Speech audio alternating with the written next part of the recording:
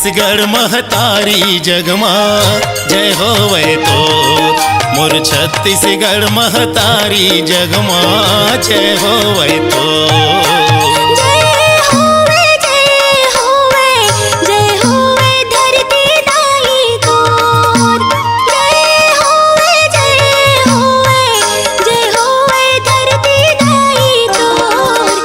छत्तीसगढ़ महतारी जगमा जय होवे तोर।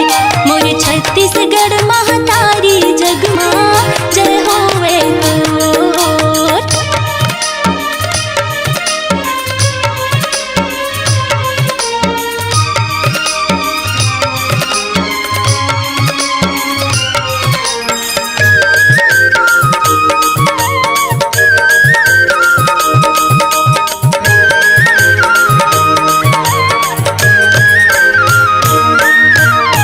पापैरी महानदी के पावन अमृत पानी। सोढ़ुर हसदो शिवनाथ के महिमा भरे कहानी।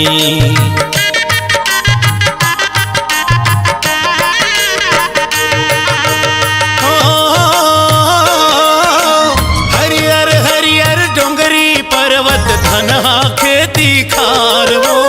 धनहा खेती खार कोयला हीरा सोना चांदी भरे है तोर भंडार वो। भरे है तोर भंडार। मोर छत्तीसगढ़ महतारी जगमा जय होवे तो। तोर चरण पखारा माथ नवावा जस गावा तो।